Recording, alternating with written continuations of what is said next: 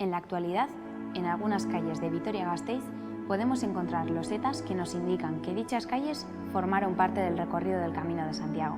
Si nos situamos en el centro de la ciudad, un recorrido podría iniciarse al comienzo de la Avenida de Santiago. Avanzando hacia el casco medieval de Vitoria-Gasteiz, encontraremos el Hospital de Santiago. Este edificio, construido en 1820, sustituyó al importante Hospital de Santa María del Cabello y de Santiago, que atendía a los peregrinos a Santiago.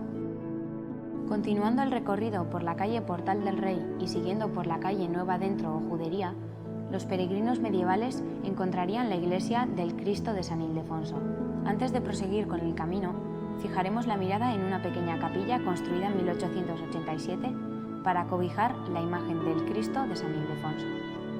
Esta sería probablemente la primera parada de los peregrinos en Vitoria-Gasteiz durante su camino hacia Santiago.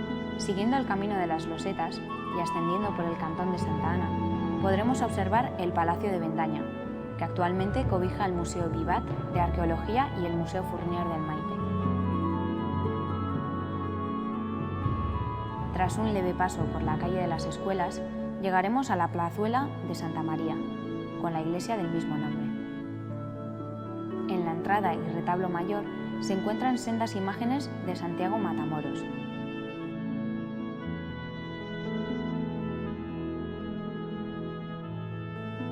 Si atravesamos la plaza, pasamos bajo el arco abierto de la fachada.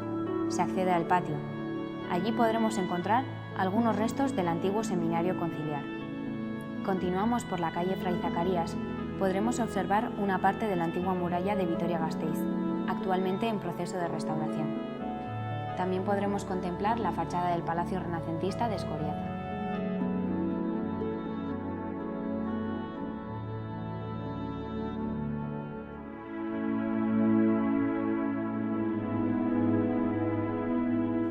El rastro de losetas del peregrino nos llevará al Palacio de Montehermoso.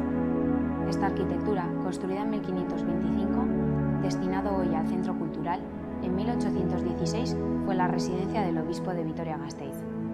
Descendiendo por el cantón de la Soledad, llegaremos a la iglesia de San Pedro. Esta iglesia fue construida en el siglo XIV y su pórtico está considerado una de las mejores obras de la escultura monumental del país. En la portada este de la iglesia destaca la representación de Santiago Peregrino. En el interior de la basílica se halla un retablo renacentista conocido como Retablo de los Reyes, donde aparece la figura de Santiago Peregrino y también algunas escenas de la adoración de los Reyes y Santa María. Una vez dejada atrás la plaza de San Pedro, las losetas nos llevan al centro de Vitoria-Gasteiz, donde encontramos el Palacio de la Diputación. En la plaza que rodea el palacio, cada 27 de abril, los alaveses se reúnen para iniciar las fiestas en honor de su patrón, San Prudencio.